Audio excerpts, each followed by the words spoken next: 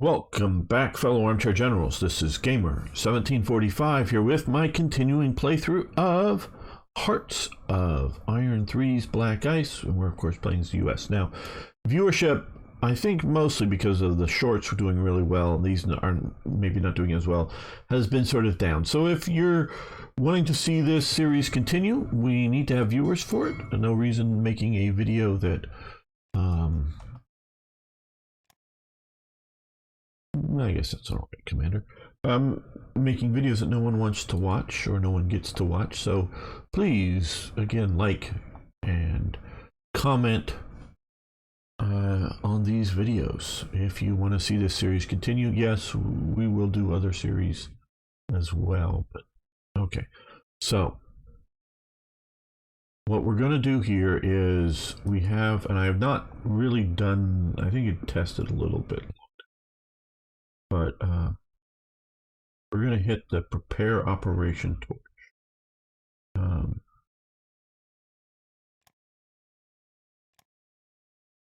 We have around 2 months to get an invasion force ready for the historical. Well, we're already at basically a year behind or more. Not quite, but almost a year behind. So we declare war against Vichy France.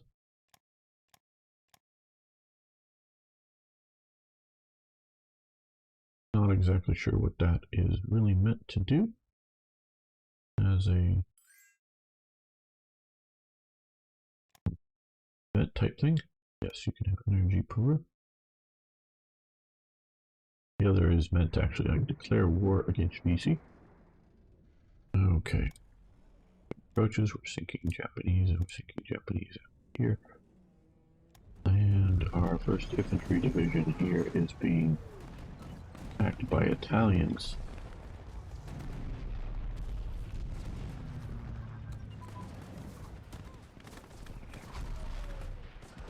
Right. Okay.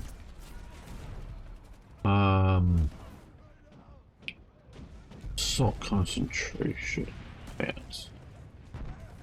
Good. I think that is.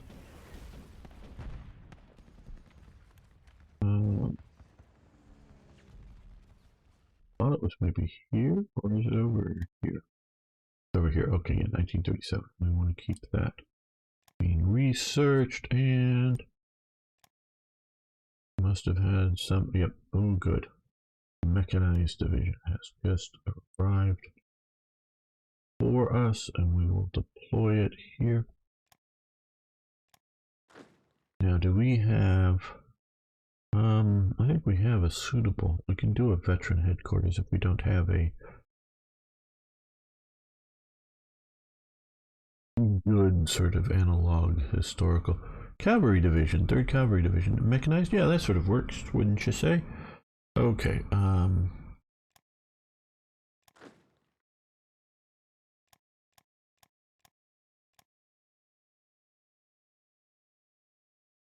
Not a jungle rat and marine type leader. Him in charge. So we'll let that get organized up.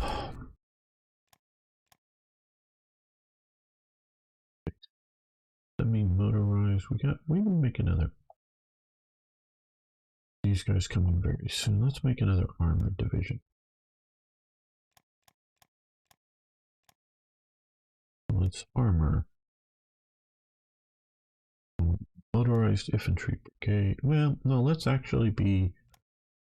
We're gonna spend even more and go with mechanized infantry brigade. We can do armored support. It is showing the Pershing tank. I would say that that is a bit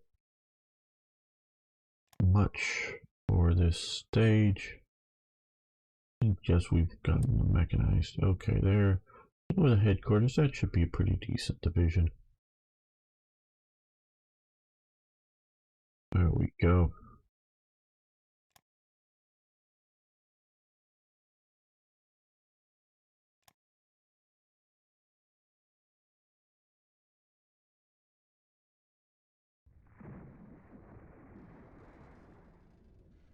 Yeah, you're right, Arno. It is the Persian way too much for that.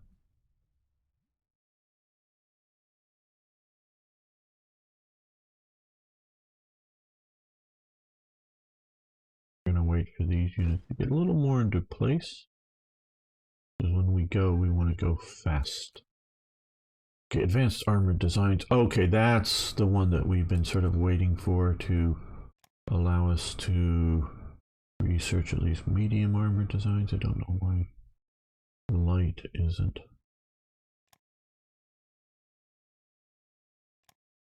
Option to, oh, we probably should stop.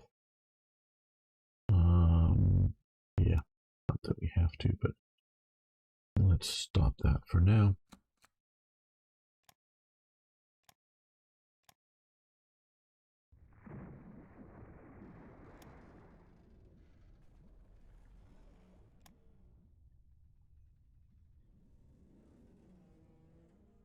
Okay, well, these guys need to go home. They're a little too beat up. And the airbase there is not in good enough shape to pose all of the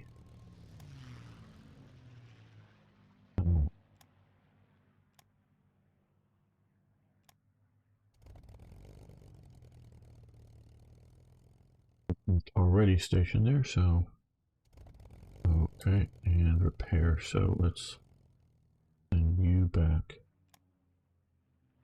So you guys are ready to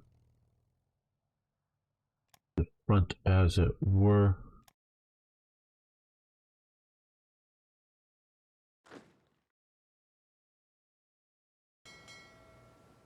And that's the invasion force, but that's also a decent. We're not going to do any naval landings as part of this. For good or for bad, I'm not sure, but we're not doing any of those.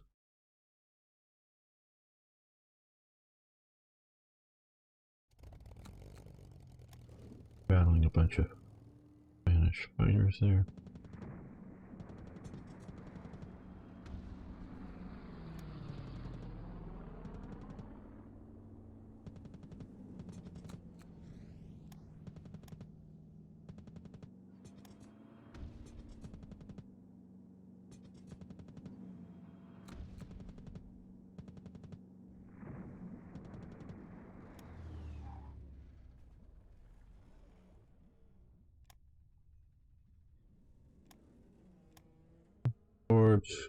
Got a escort. So we're doing some good against their transports now. We can see Italy has been pushing all the way into Iran. The British are having difficulty in coping with it still. But the Soviets are pushing near to the original Romanian border and have retaken part of the Pripyat marshes and are looking to push into the Baltic states. So you see Germany mostly just having garrison units sitting out on these ports, which is probably good for Germany's placement, but this is doing very poorly for Germany.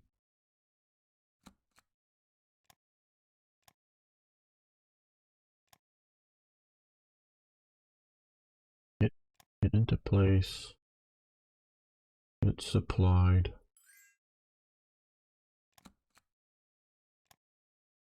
Somebody stole our brew plants. Hopefully they were friendly types.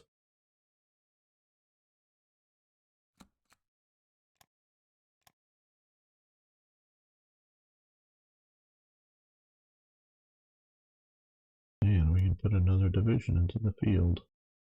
Good.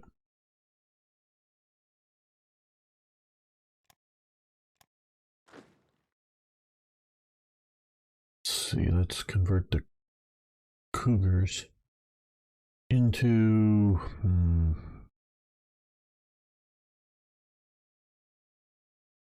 I guess the Ozarks. Cougars, Ozarks, sound about the same. go. And who do we want to command here? Booth.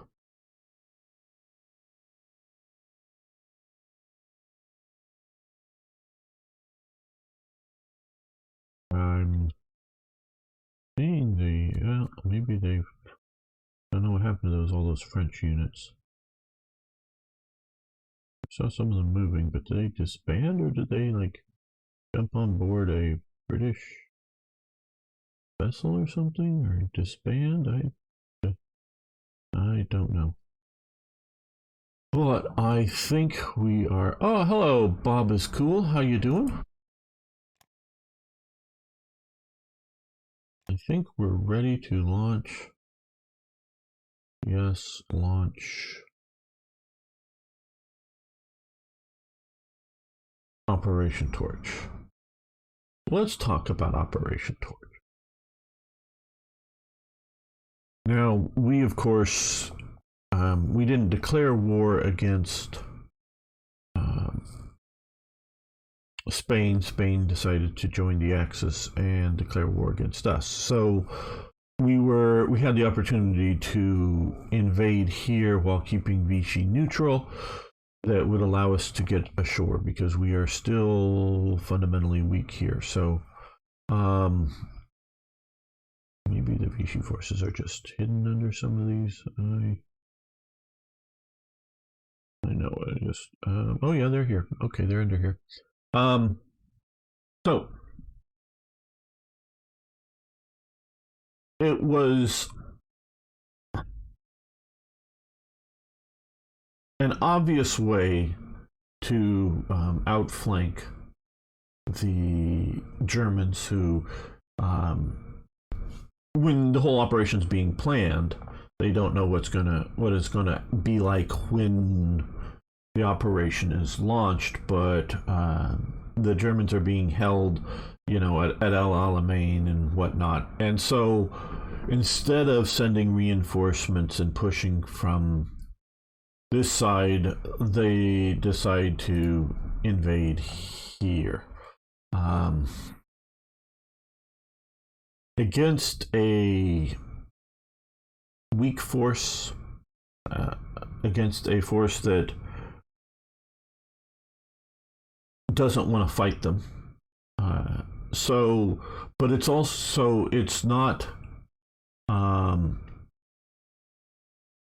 not having a tough opponent, but it's also a really good practical exercise in amphibious warfare, doing naval invasions at a large scale. So it's very good, and against an opponent who, like I say, isn't going to fight very hard, so mistakes can be made and won't be too critical overall. So it's a very good opportunity. There are very few, I would say, French officers that are wannabe collaborationists with the Nazis. And even those few are still want to see France exist as an independent nation afterwards. Now, there are many, not most, I'm not saying most, but there are many officers that are really upset with the British because the British have attacked them. The Vichy French, after Mirs al-Kabir, where they it's a port along here that's probably, I think it's just a subport of one of these, I forget which one, where the British sink a bunch of French ships and kill 1,000 Frenchmen. The Vichy French actually do a bombing mission or two against Gibraltar. Actually American-made planes, but that had been sent over prior to the fall of France. And so it was not like a German done thing or whatever. No, it was just France bombing Gibraltar. So there had been fighting between Vichy and Britain already. And so there's a bunch of these officers that are not pleased with Britain, and a bunch of French soldiers that are not pleased with Britain, and a lot of particularly officers are very much in the thinking that even with America coming into the war, there's a possibility and a strong possibility that Germany might still win this. And they're looking out for the future of France and thinking that, well, hey, if, obviously Spain's not in it, but if there's this much of France unoccupied and there's this much of France occupied, that if France stays out of it, they can get a bunch of their territory back and be an independent nation again. But if they were to go over to the Allies, things won't go well for the French back at home, and they don't know how bad it could be. And so they're willing to, I would say, reluctantly collaborate. And especially once the war with in 41, because now this is happening historically in 42. In 41, with the going to war with the Soviets, there's a lot of Frenchmen that are concerned about Marxist revolution and whatnot, and they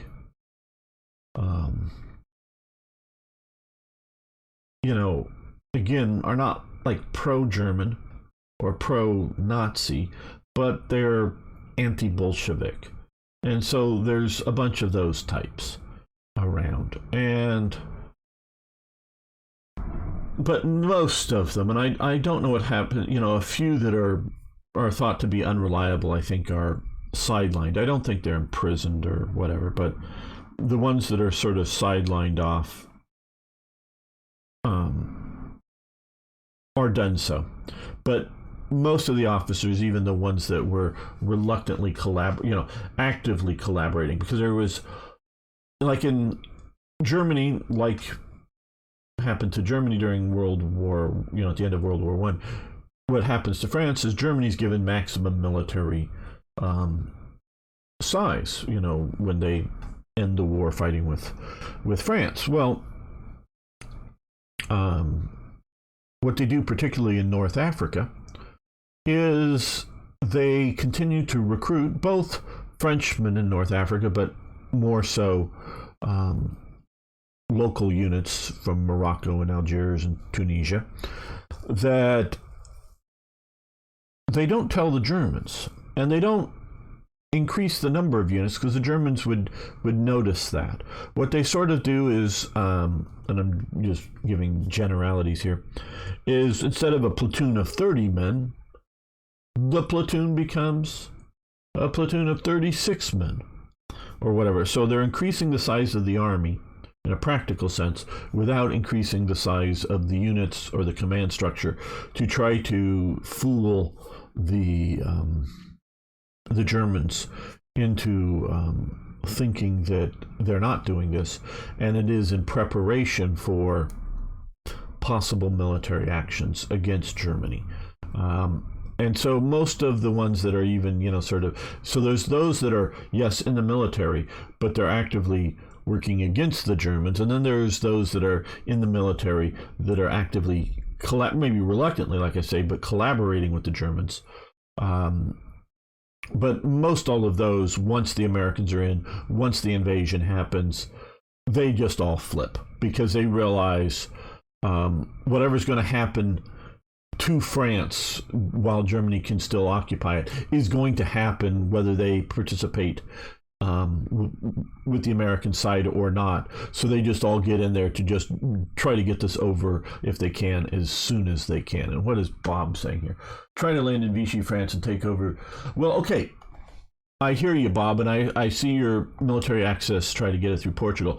Not that that's a bad idea, but do realize this here is literally the extent of the American military ground forces, other than the very few units that are out here in the Pacific that are taking over some of these islands.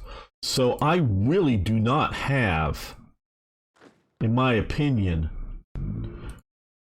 the military force yet to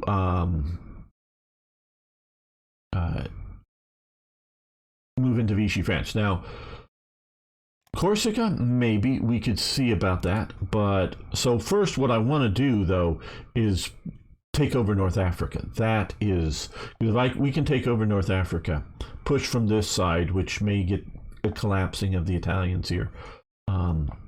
We will see about. So that is what we're going to do here. We are going to begin Operation Torch. So we are now at war with Vichy France. Flies, which I was so worried about. Okay, these guys here are going to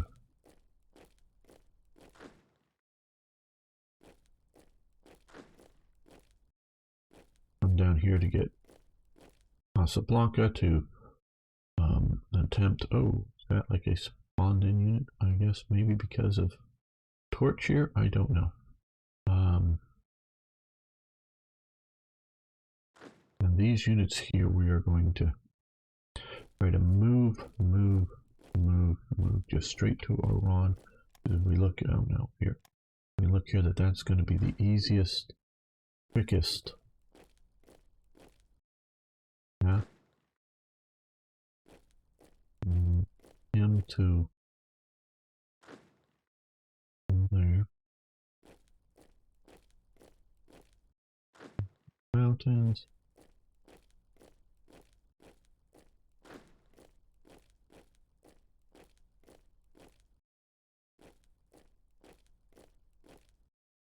To see what we can do. And I don't disagree, Bob,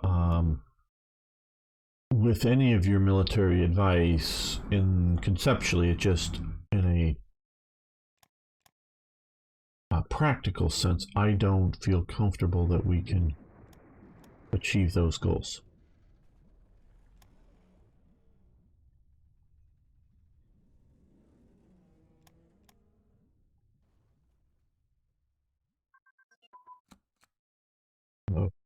User fire control computers, nice.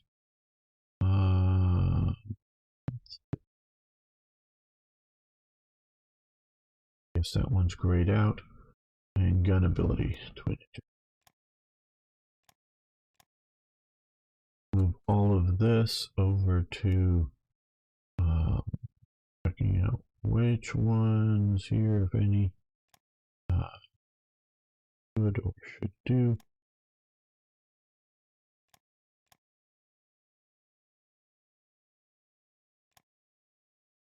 Let's do medium tank destroyers.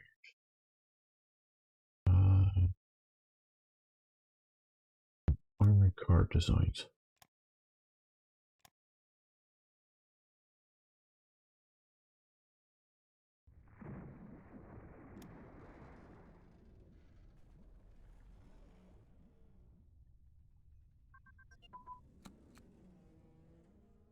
Okay, attritional warfare. Wrong button.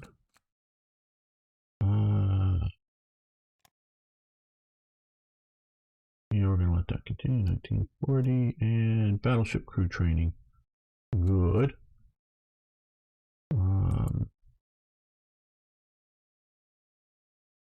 Yeah, 45. Let's stop that.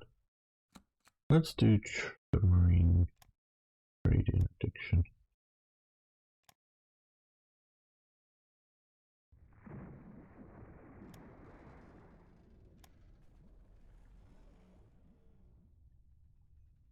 What are we doing with this invasion? Yeah, forget about this. Okay, what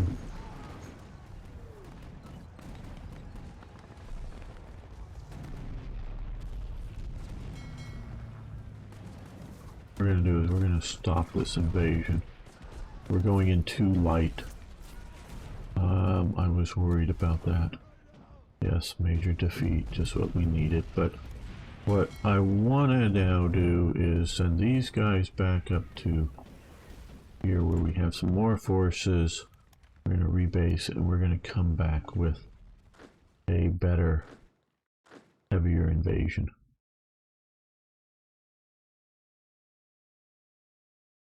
Oh, absolutely, yes. We are heading Oran first, then to Algiers because we want to get the supply ports for sure, as well as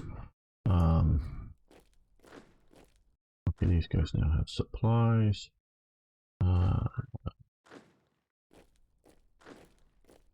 as well as Casablanca for supplies.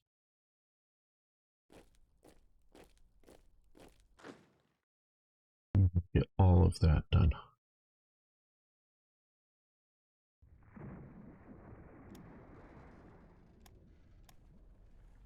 That is where I think it's important to go. Okay, air intercept this whole area. Yeah, looks good. Don't know that we're needing to bomb just yet. But uh-oh. Okay, they're coming after us here. So what we're going, oh, we've got a battle here. A couple of submarines. What we're going to do is, instead of worrying about, I know they were sort of resting, you guys come right down into here. You guys continue your patience here. Okay, okay, pause. You come to here as well. Okay, Air Force HQs have advanced. Hello, Arno, from over there in Facebook land, and Sun is here. How you doing, Sun? Okay, 44. So let's look at continually improving some of our naval capabilities.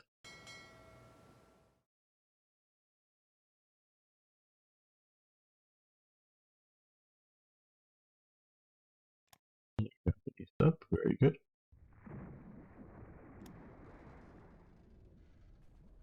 Okay, what are we fighting here? Oh, just a single ship and a submarine. Okay, well, yeah, let's just sink all these. Well, they did get their marines ashore. Well, okay.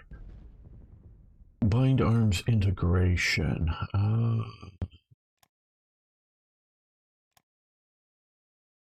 Okay, that's year 41. We'll let that continue. Night equipment. Oh,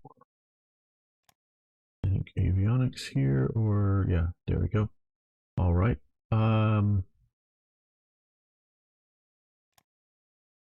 That.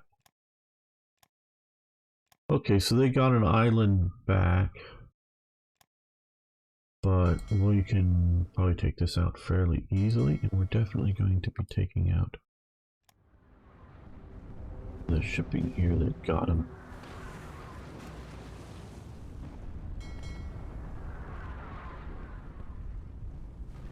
Okay.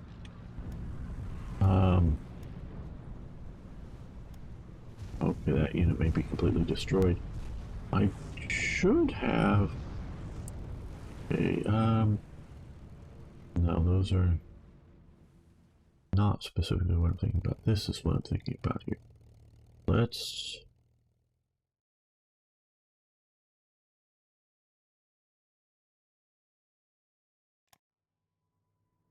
be basic here. Yeah, there we go. We'll reinforce that. And I think here we will see about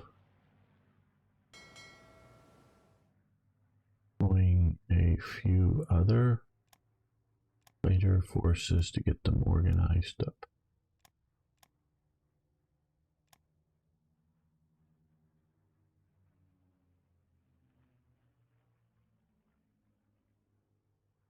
Okay, we've got Casablanca, so what we need to do here now,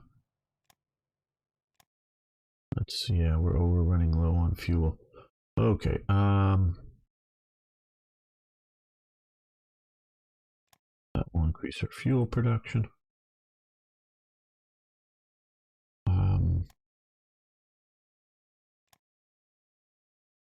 can come out of Washington, D.C., which does not have a port. Go straight to Casablanca. You just go this way.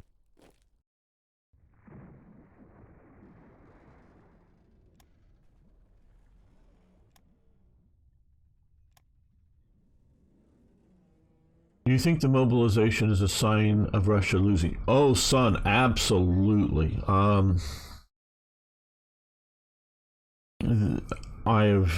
There was a lot of news yesterday that I thought about making shorts on, but YouTube shorts, but I didn't.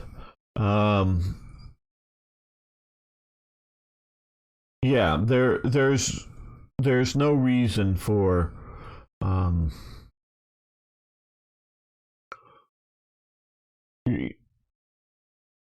to quote unquote mobilize, as they're saying, which is some of that does appear to be former military men, people that would be qualify as like reservists or whatever, to get them to join up, bring them back in. But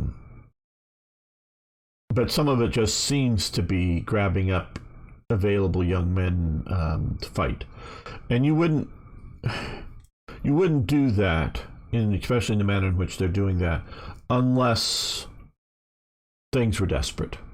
You just don't do that.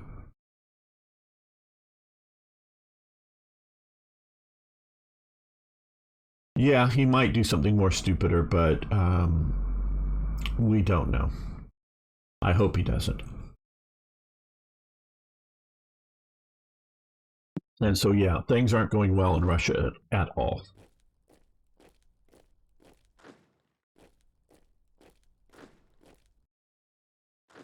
Or the Russians, that is. Yeah, things aren't going.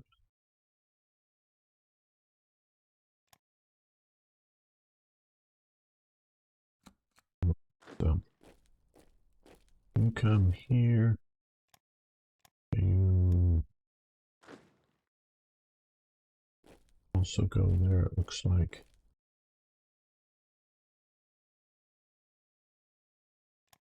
Get to Oran as we've won this battle, but well, it does sort of separate their forces, so when we get ready to re-invade,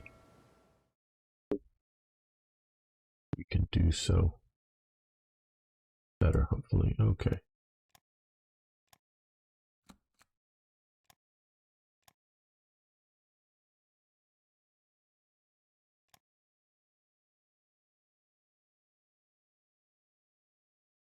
We're having some supply trouble, but all right.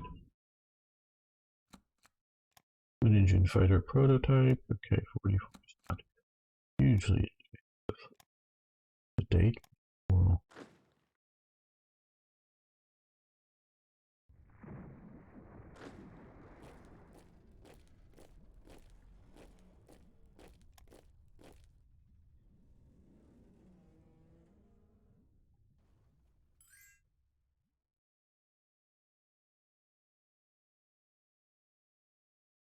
forces under attack. Well, you counterattack there.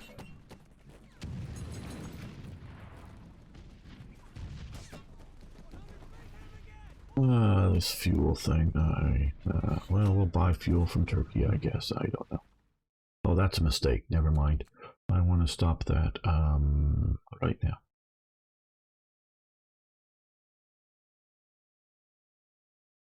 It's going from Turkey, and we don't want to ship it through the Mediterranean. That'll be too damaging to our supply lines. Okay, but we do have Oran with its small port here.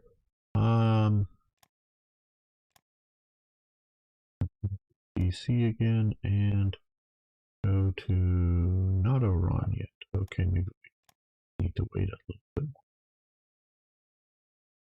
I think the number will be bigger than even 300,000. This is the first mobilization after World War II.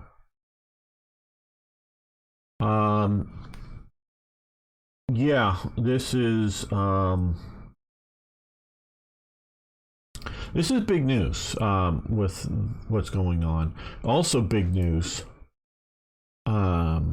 is all of the young men fleeing Russia.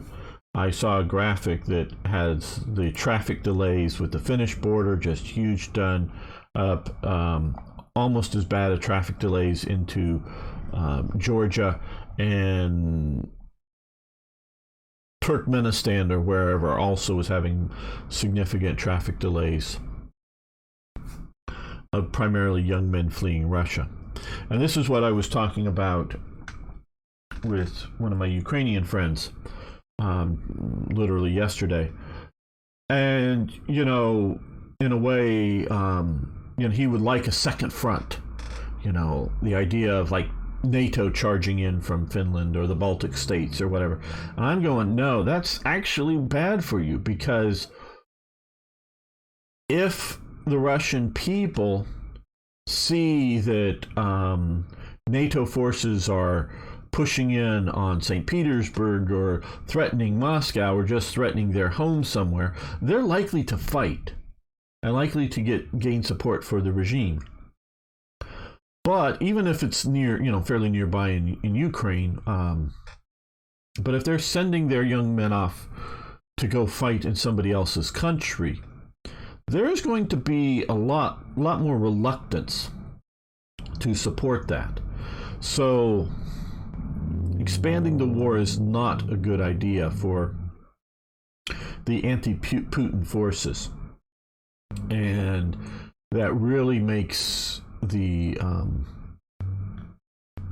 you know, the situation in Ukraine so important, in that with these mobilizations and all of the people going, hell no, let's hide from the government, let's flee.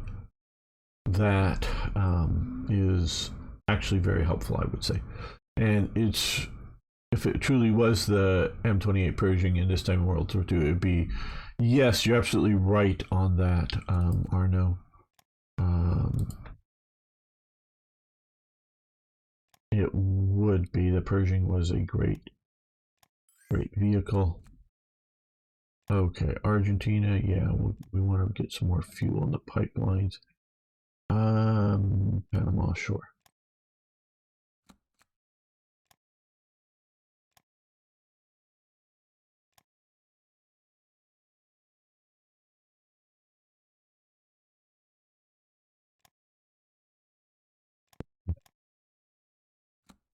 Try this again. No, it takes like 24 hours. Okay, there we go. That way we'll be putting supplies straight to Iran.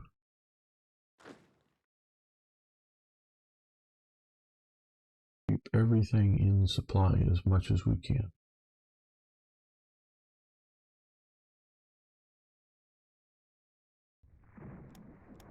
Okay, so we are skirmishing with the Japanese out here. Got a lot of forces here. We are having, like I say, fuel trouble. And a lot of this is, you can see a lot is being returned to stockpile. It's sort of a hiccup in the system. NATO shouldn't attack Russia. It would make Russia, yeah, that's basically my point. Let them know that they're fighting for nothing. It will be better, yeah. With only Russians wouldn't fight well. Yeah, now I don't know, you know, the few days of training. I think, again, from what I understand, and again, this isn't like hard and fast knowledge in that I've got all the answers, but from what I understand, a lot of the people they're bringing in are you know, former military guys that had been in the army 5 years ago or whatever, you know, left the army 5 years ago or something, and so still fairly fit, you know, and they just did like one term of service, so they're already sort of guys who know which end of the gun bullets come out of, and they already sort of know what they're doing. So it's just like a 10 to 14 days refresher training. So if you're talking about veterans that have been in the military for, you know, it's been less than 5 years or less that you've been in the military, and you're calling those guys up. Yeah, I don't know that because Russian training isn't like American training, but even in America, I don't know that you need more than a 2-week sort of little refresher course before you're deployed to a unit. Now, see, I don't know what's going on, and realize that what this may be is this, yeah, Kiev. What this may be is the idea is not so much to throw, maybe it is just to throw warm bodies in the Donbass regions and Kherson and whatever down here in the south and the east, just to throw some more warm bodies, replacements into units. And even then, yeah, quick refresher may be good. But there may be a bunch of units up here in like Belarus and other places in Russia here that they've been weakened, they've been withdrawn, and they're just going to be sending them to those units that are maybe getting ready for another northern offensive in, well, winter's coming fast, but coming before winter or something. I don't know. So, yeah, I just don't know. I'm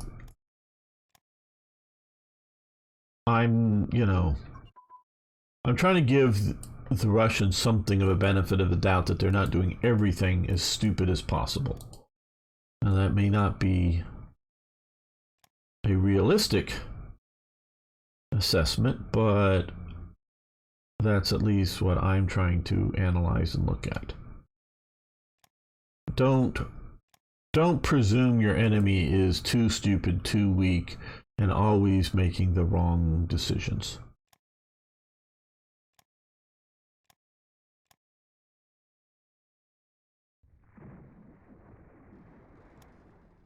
Coming down this way, so you go down that way. Yeah, you come down that way. Got, I think, enough other forces moving this way.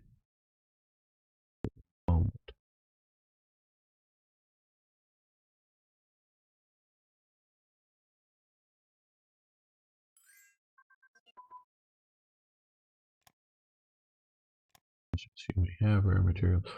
Jungle unit training. Well, we will be using that in time, but maybe not immediately.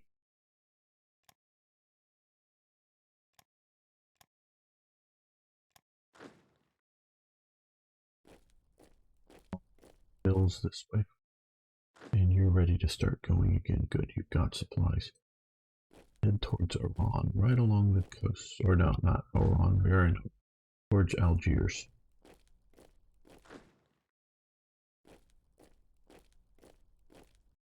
And let's get the Corps moving up. Corps HQ moving up. The 3rd Army area, that can stay there. The 3rd Army HQ can go that way. That. Move that from the command structure. He needs to attach to the 3rd Army.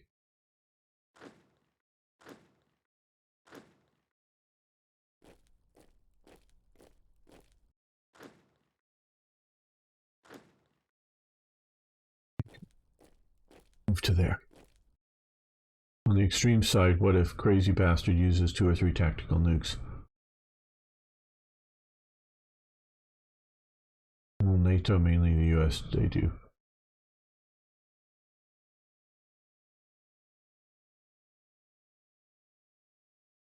Well, I don't know what...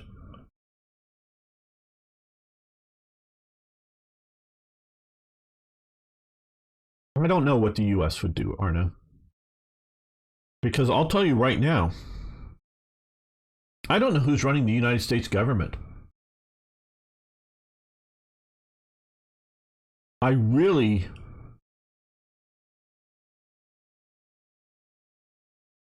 I'm not saying Biden doesn't have an influence over the situation, And if you think Gamer is being crazy or Gamer is being whatever, fine. But realize that Trump, you can love or hate Trump. This isn't anything about that. A lot of people often jump into these sort of positions. No, this is Trump ordered the withdrawal of U.S. military forces from Iraq and, allowed, shall we say, security elements for the green zone, army elements there, ordered the withdrawal of U.S. Military units from Syria and was pursuing a withdrawal from Afghanistan. He hadn't ordered that yet. Well, the Pentagon, the generals, literally lied to their commander-in-chief and said that they had removed most of the people from Syria. They literally lied. Says, no, there's nobody there. No, there's just like 30 or so advisors still there. All the rest are gone. When there were literally 300 people still there, or some number like that. I'm sure I know I'm wrong on this because I don't know the right answer. And they lied to him. They, which is not maybe treason, but is illegal. It is a crime, what they did. And the people who knew better knew that pulling the troops out was a mistake. And this amateur businessman, big mouth, we can't let him ruin everything. Well, the American people, rightly or wrongly, put their trust in this amateur big mouth businessman to make the decisions. Well, the American people, rightly or wrongly, put their trust into Biden to make the decisions for them. I'm not saying that I'm agreeing or disagreeing with every decision that even the ones that I like are making. But we've given, again, these people are talking about, the classified documents that Trump supposedly had. Well, I have, I'm not saying I have the actual documents, but I have, digital copies of classified documents on my computer. They say classified all over them, because they were classified in 1945 or 1944. Now, some of them have declassification stamped on them too, because they've been declassified. But so documents that on the day that they were created, like for a presidential daily brief, like what's happening in this world, that's a classified document. And in, say, the year 2018, this is important that it's a classified document. By the time 2020 comes, or 2022 comes around, maybe nothing on that document needs to be classified. Whether it's gone through the process of formal declassification or simply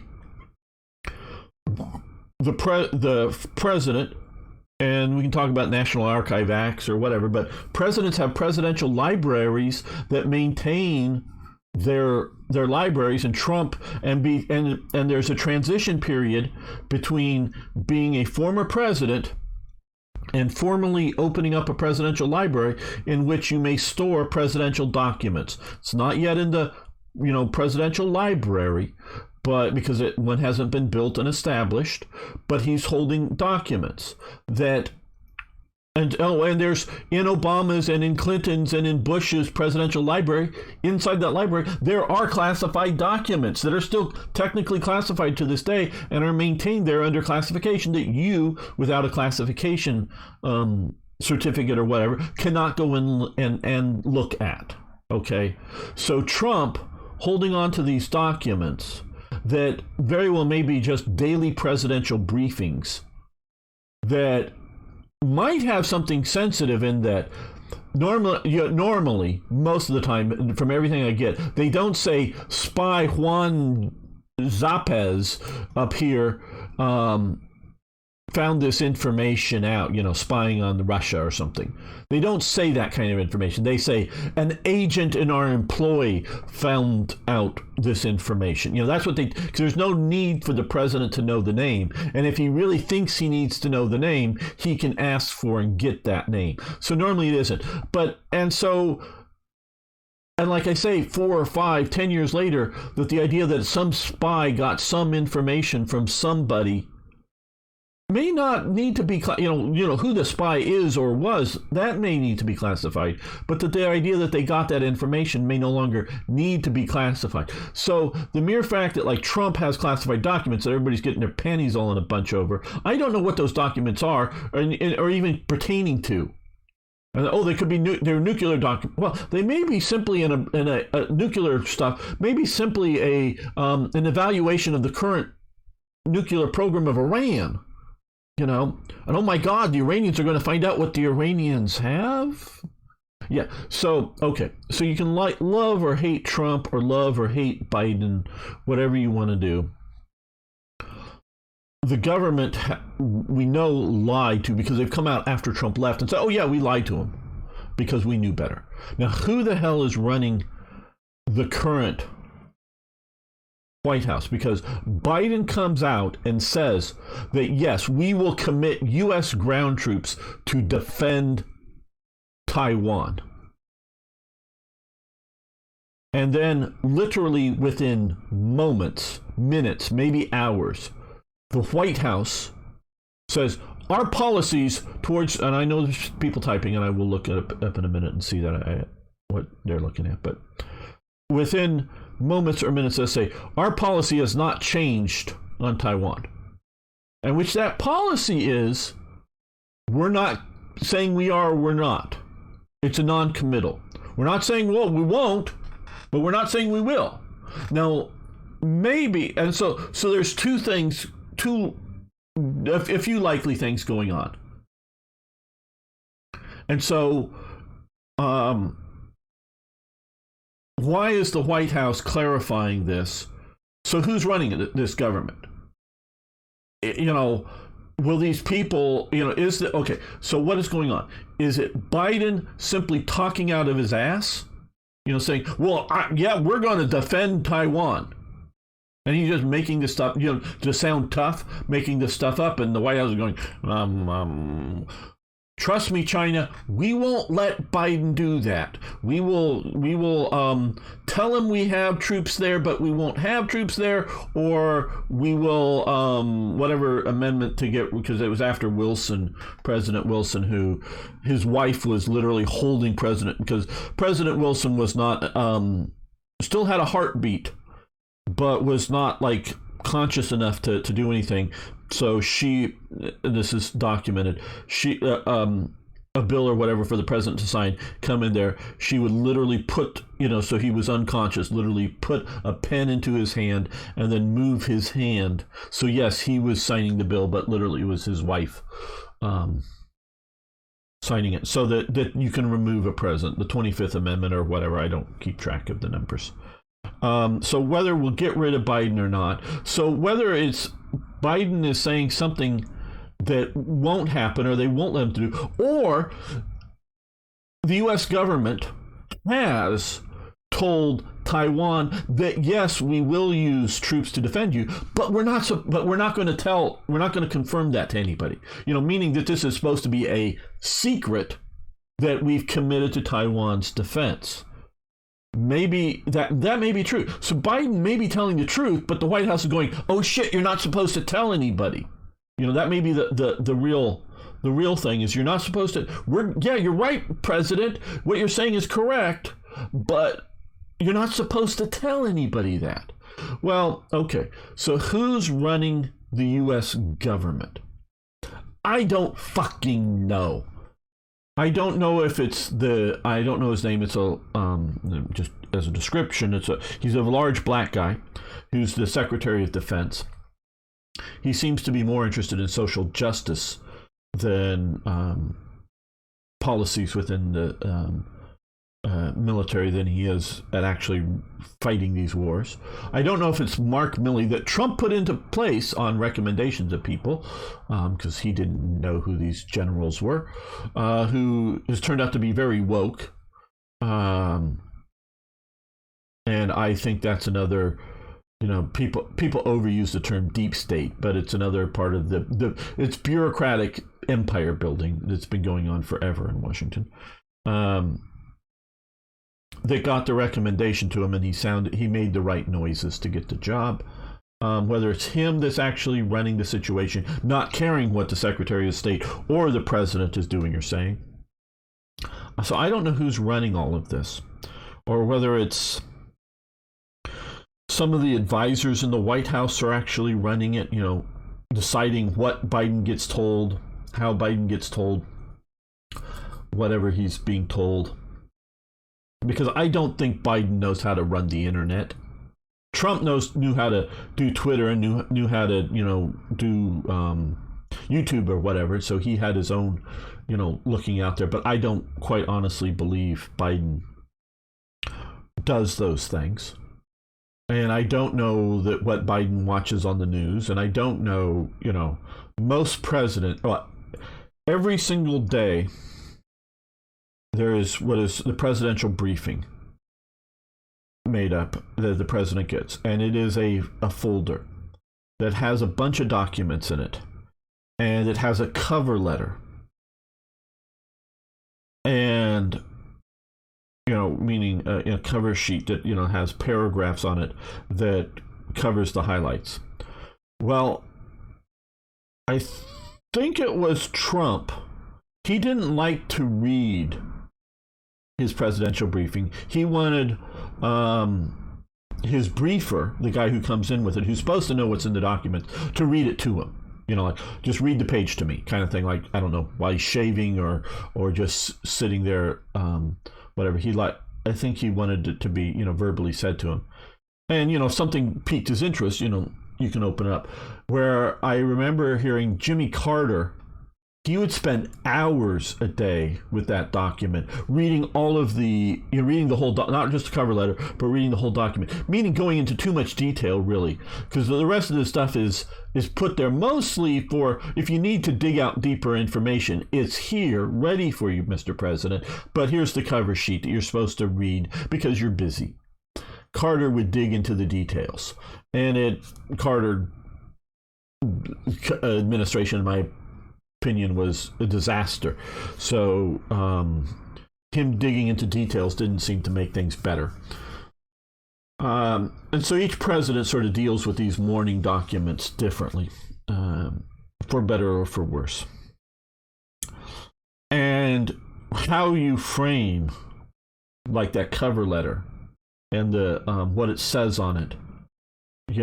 Oh, hey, yeah, a serviceman died in Syria. Oh, okay. Which might be, there was a major battle, big attack by some group in Syria, and 20 Americans are wounded and one dies, and this is a big event, but we don't want the president, whoever the president may be, Trump, Biden, Bush, whoever, that point is not, big thing.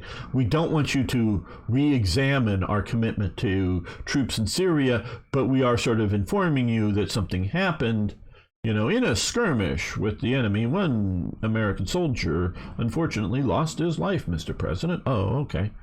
And you think the people have it handled and nothing that the president needs to look into. Or you could, and then when somebody questions, what about the major battle in Syria? And the president, I'm keeping on top of all the information there, and we're gonna be looking into how we need to respond to the battle that happened. Just sort of bullshitting his way through the reporter's question, and he goes back to the briefing. Why didn't you tell me about this? Oh, but we did, Mr. President. It was item number 3 on your presidential briefing. So they cover their asses by including it, but including it in such a way as to hopefully minimize the impact. Or if it's like, oh hey, we want a troop increase in Syria, or we make a big deal out of the situation. So how you color it to the president, especially if he's not getting a lot of other news sources, can very much affect how he reacts to a policy like, OCB's here, good, like Russia using some sort of nukes in Ukraine. So I don't know what the U.S. reaction would be. I could give you educated guesses if I had an idea of who was going to make the decision. I do not believe Biden is well enough informed that he can make the decisions on his own. I think he'll be, what do we do? Bring in all of his generals and admirals and whatnot. Well, what do we do? Well, Mr. President, our recommendation is we do nothing.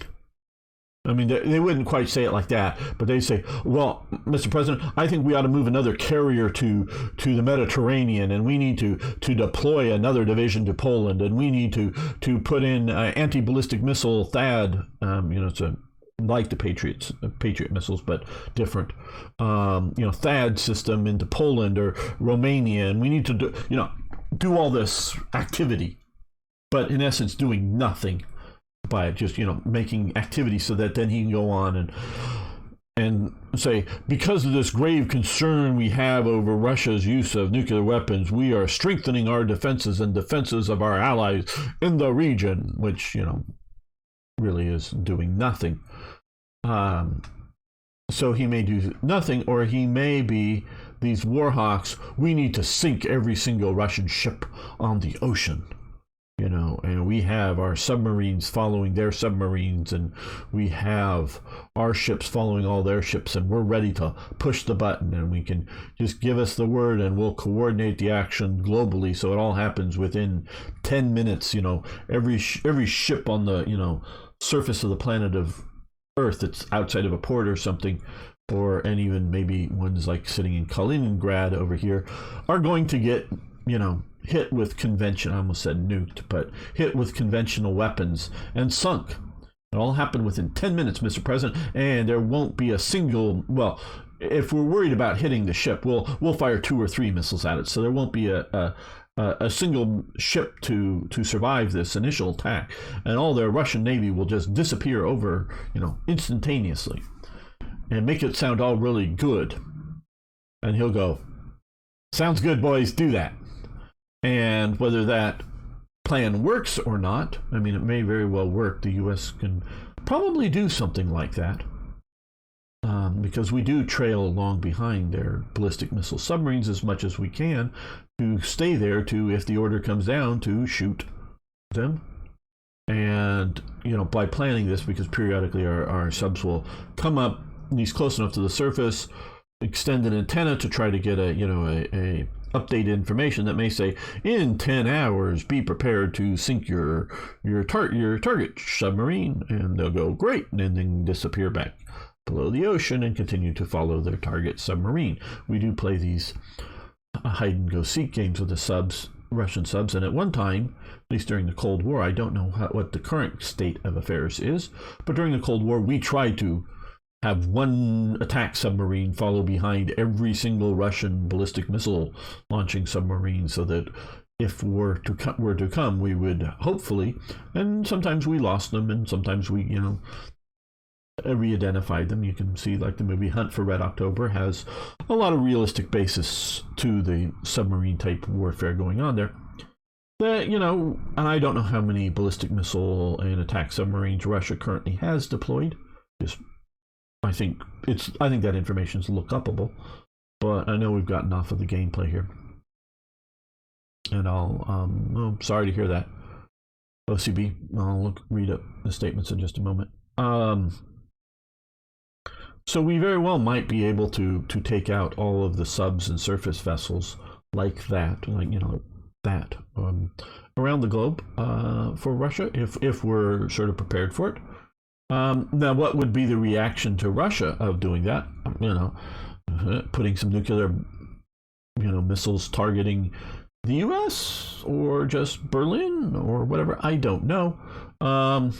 Or going from like Arnaud says, some sort of tactical nuke that's trying to nuke the mostly uninhabited sort of areas in Ukraine that there may be thought to be a lot of concentration of Ukrainian forces, to nuking where's Kiev again? These are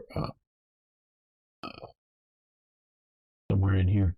They're all sort of there's wherever it is. Kiev, where? Oh, here. To nuking a city or something like that. So we may see a reaction. I don't think a sinking convention, non-nuclear weapons sinking the Russian fleet would automatically trigger, global thermal nuclear war, because they know that before their missiles can land, we would be firing off our missiles into Russia, and their defenses aren't as good as our defenses and anti-missile systems. So yeah, I'm not saying they can't obliterate a lot of people. Russia, they can, as far as I know.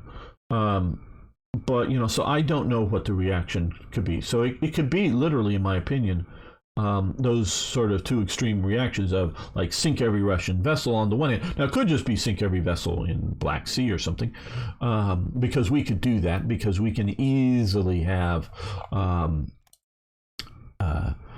anti-ship missile type weapon systems that are on board aircraft that could take off of from Romanian airfields and sink everything that floats literally in the Black Sea, down to fishing boats.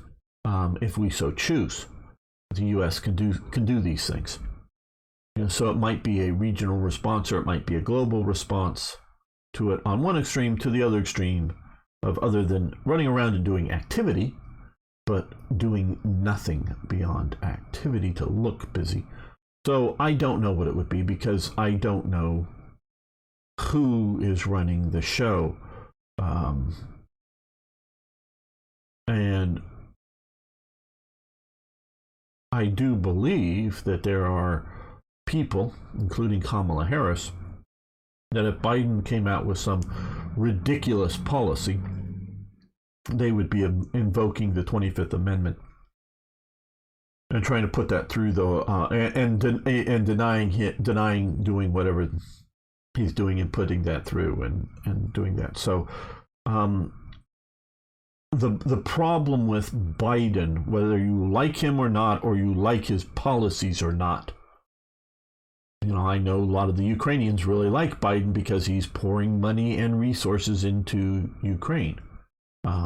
Not that they think he's a great guy, they just think, yeah, he's giving us everything, all the candy and presents that we could want, he's giving us, so, you can like him, or not, but,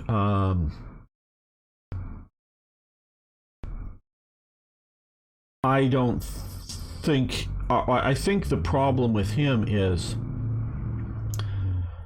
places like China, places like Russia, perceive that he's in charge and that he's weak. I'm not going to dispute their assessment of he is weak. I'm going to dispute the assessment that he's in charge. And other elements within the U.S. government are, in a practical sense, running, the diplomacy, the military, the various internal departments, and inside the U.S.A. So where Bush was in charge, Trump was mostly in charge, but like we can see the military lying to him. They didn't lie to Bush. They didn't lie to Clinton. They were in charge. Bush the elder, Reagan, they were in charge. Trump, and Obama was in charge. I don't want to I'm not trying to play, partisan political games with this. Trump was somewhat in charge, but they were willing to lie to him to his face, tell him literal untruths about U.S. deployments. And the diplomatic staff, and we can see this in congressional testimony, they were constantly lying to Trump. They came out and said they come out and said it under oath. So I mean, this is not like Gamer. You're delusional. No, they've said this stuff. If you pay attention, they've said that they lied to Trump. Now they also, the U.S. diplomatic service, the State Department, and the ambassadors and whatnot, lied very heavily and very much to Franklin Delano Roosevelt, because they knew better on how to deal with all these Europeans, and Franklin might get them into war, and we don't want to do that. And we want, especially leading up to World War II, before World War II comes in, they were lying to him too. So it's not an unheard of thing, and it is not a recent thing. The State Department is filled with a bunch of career bureaucrats and diplomats that believe that they know better than some governor of some state who never left America or something. Because Franklin Delano Roosevelt was the governor of New York prior to becoming the president of the United States. So, presuming that, and I don't know if, I presume Franklin Delano Roosevelt, I mean, he was a young man that walked just fine. I don't know if he's visited Europe or not before, but becoming president. But just because you were there being a tourist doesn't mean you know what's going on, in their opinion, or in reality, but either way. So we do have a history of that, of ambassadors getting a message. Well, you tell the French premier this, and they'll go, yes, Mr. President, and then tell them the French premier the opposite of it. So we know that this happened because it's documented in history. So yeah, they were doing it to Trump too. And so this is the scary thing, is when you don't know who's in charge and whose policies will be done. That's more scary than whatever Biden's actual policies would be, is people's unsure of that. So let me save this, and I want to look at all of the interesting things everybody's been saying to me while I've been ranting here. I do believe some of them will be. Oh, and Paul is here. Good to see that you're here. Sorry for not greeting you immediately. Let's go back up on the thing. Okay. On the extreme side, chances are something on Cora. I'm not sure that Russian nuclear launching vehicles or pads are controlled by each individual general. So they, yeah, I don't know how.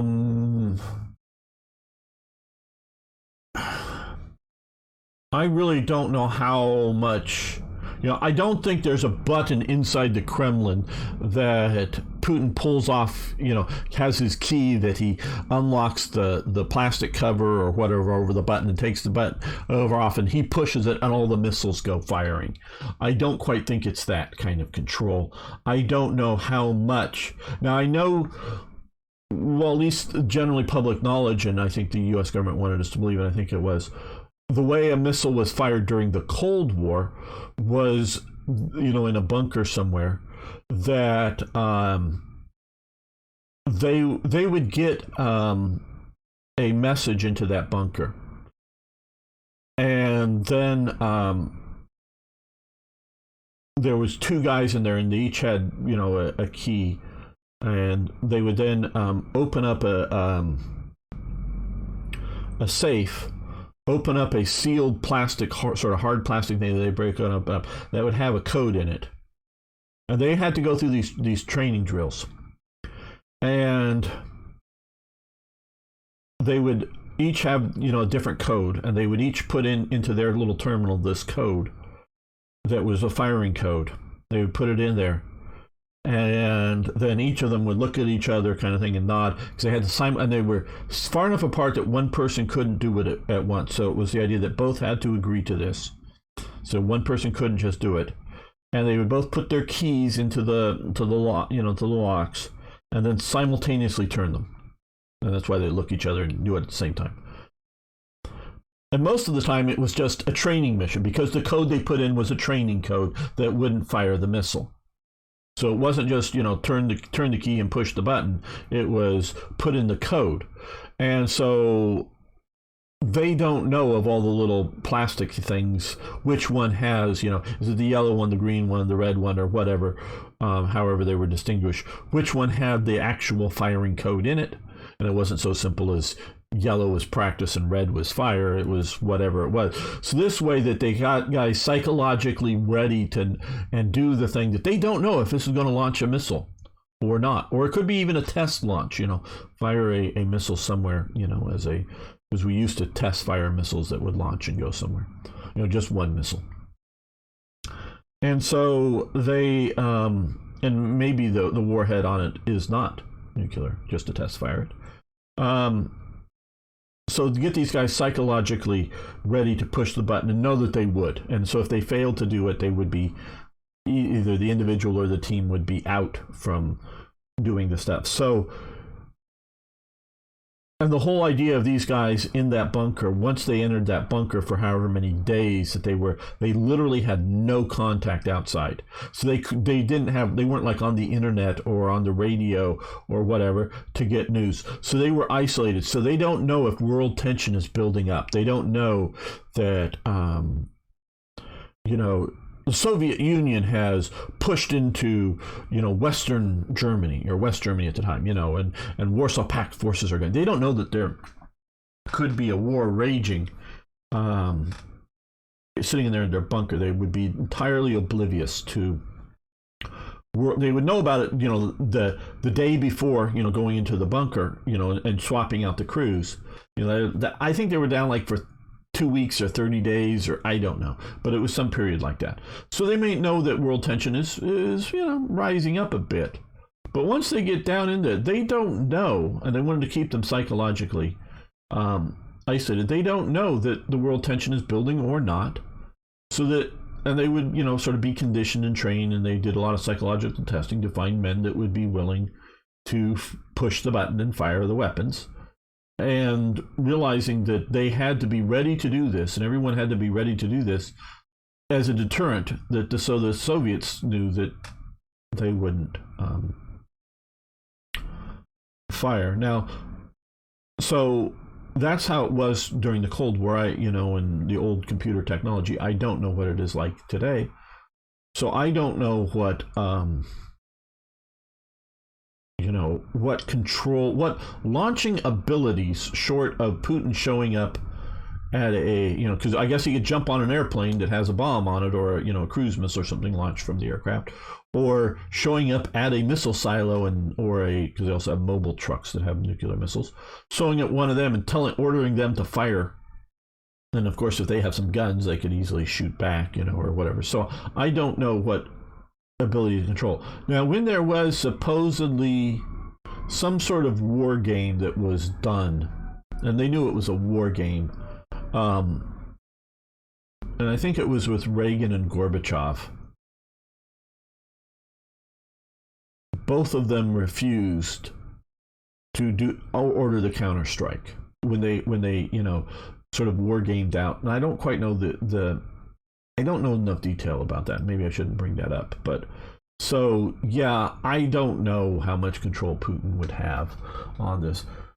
Saying you're crazy gamer, I know you have a great knowledge, and that's why I asked. Yeah, I know, but somebody else may be saying that here, and I know you're not, Arno.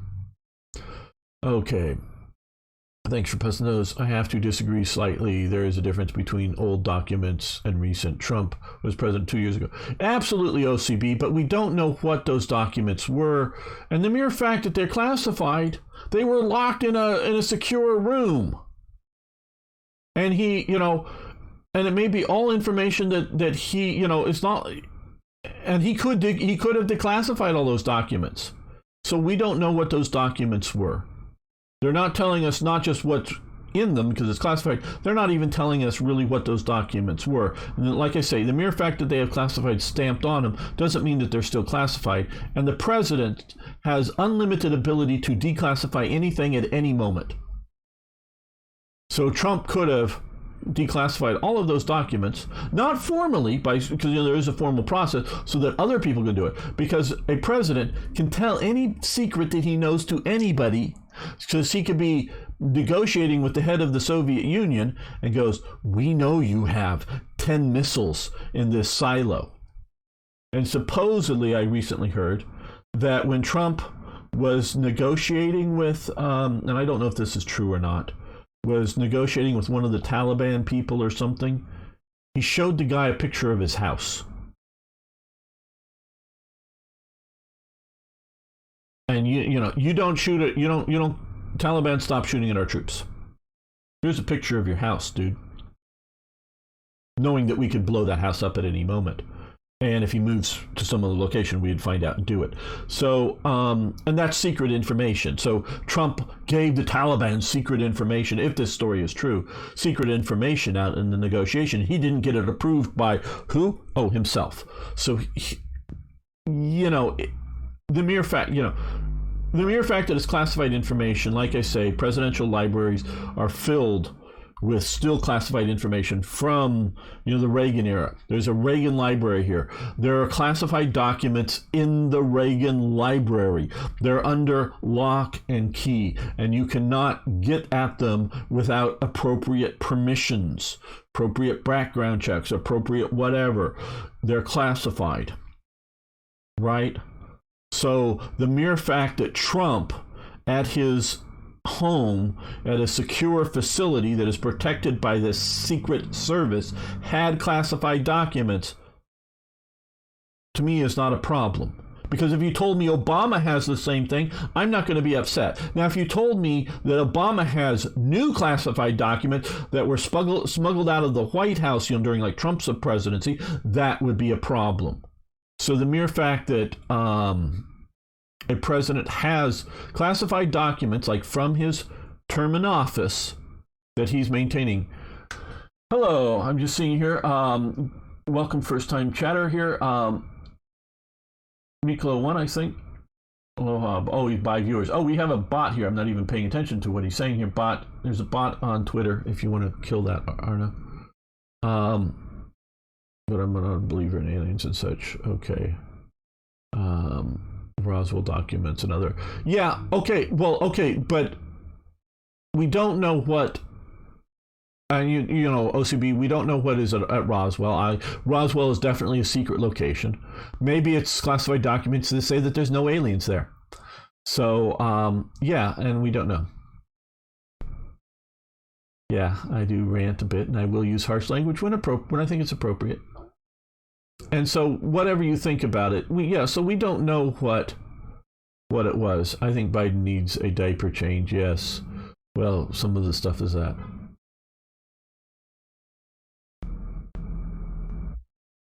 Yeah, or they had Gems kill them. Okay, don't know mothership stuff.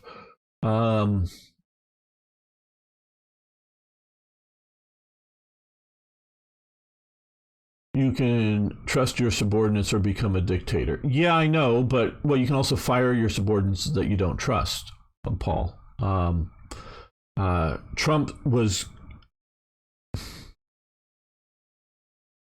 Okay. The way it's supposed to be, and I... How do I put this?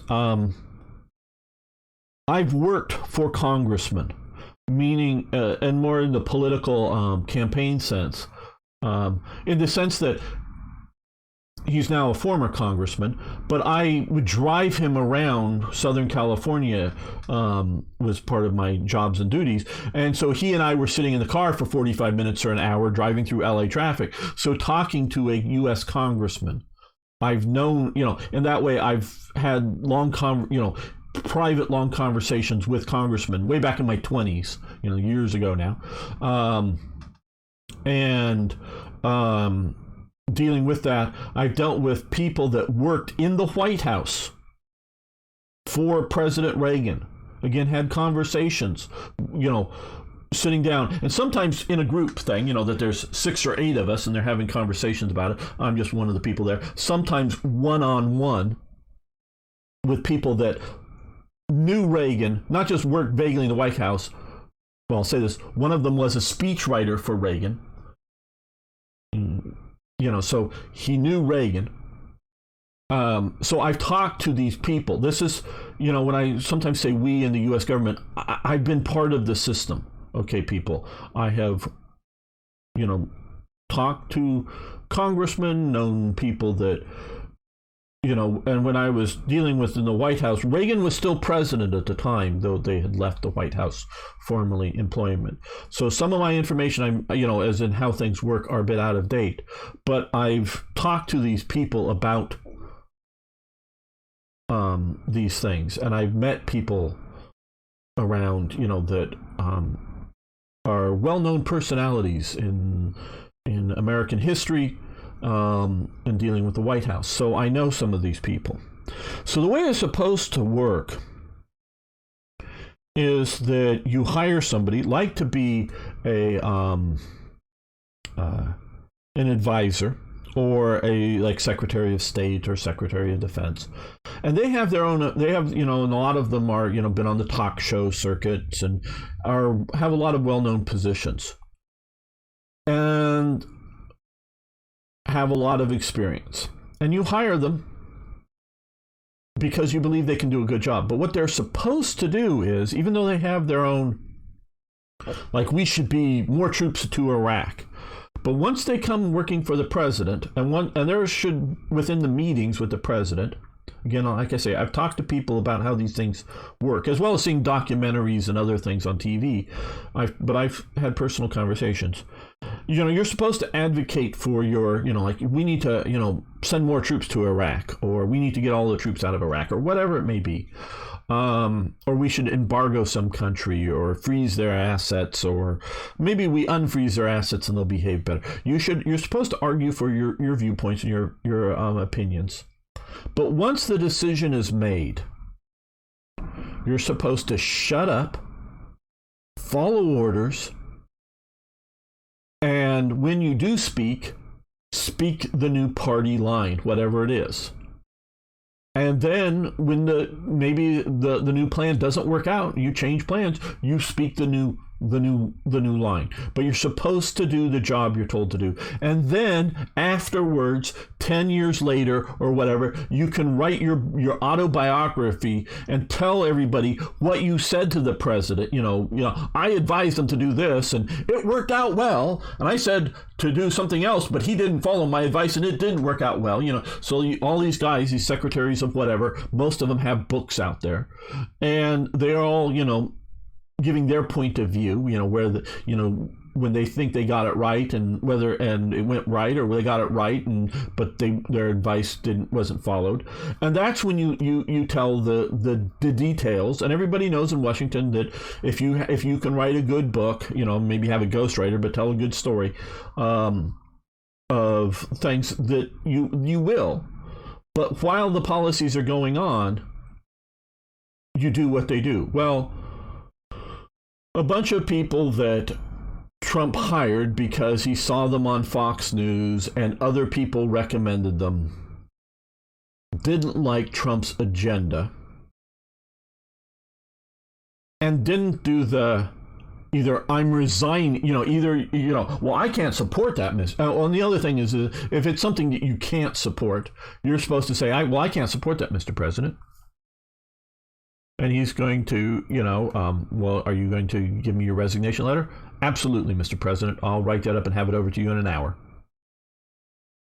And, and it can be a simple, I've got to resign to go, spend more time with my family letter, or it could be, I can't support the policy of allowing, allowing importing of Chinese goods because of slave labor in China. I can't support that, or, or whatever it might be. And so, it can be a damning letter to the president's policies, but you're supposed to write that letter and publish it.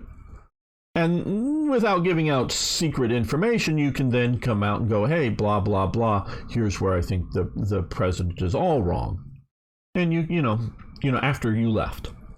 But while you're in there, you're supposed to follow whatever the policy is once that policy has been set. And that's what we didn't see with Bush. So let's continue on. It has not become a dictator, because I'll tell you, with Trump, you know, he's right now under civil indictment, a civil case, not a criminal. Please note, people are talking about Trump because the attorney general, basically it's elected position. All it need, I don't even know if technically you need to be a lawyer, but generally you need to be a lawyer. You generally are. And it is voted for an elected position in the state of New York. The attorney general has indicted President Trump, and you call him President Trump like you call him President Obama, President Trump and his adult children for fraud charges, dealing with some Trump businesses, I think maybe Trump University or something like that, before he's president, from times before he's president. This is my understanding. I don't know all the details, but it is a civil, not a criminal case, as far as I know. Meaning that if he is convicted of these fraud charges in the civil case, Trump doesn't go to jail because it's civil. He pays a fucking fine. Okay? My understanding is, you know, there's if I sue, you know, a company, I got close to it once because here on YouTube, because I got a copyright strike for music on a video that I knew I had every right to use in one of these companies, and I told them I'll sue them if they let the claim lapse, and I won. But I got the documentation from Slytherin. Thanks, Slytherin. I made them aware of this and asked for the stuff, and they sent me over scanned in copies of the signed documents to use the music. But that wasn't good enough when I applied for it. But they ended up not fighting the thing. But I was willing to go to court and sue them over it because I was pissed off enough. And it wasn't about the money, because none of these videos make enough money to deal with the cause of suing it. It was just out of vengeance. But so, meaning that's taking to civil court case. So the worst that company, for making an illegal claim against me, would maybe pay me some money, you know. And so my understanding, and somebody can correct me now or later wrong, the fraud case that they brought against Trump and his family and his businesses are all based upon civil litigation, that an attorney general can file a civil claim, and it can be sort of as if instead of an actual class action, he can be doing it, the civil case, on behalf of the residents of the state of New York instead of an individual in the state of New York. The attorney general can civilly, indict, if you will, over that. So my understanding, it's a civil, not a criminal offense over it. So yeah, so the president has been indicted for fraud.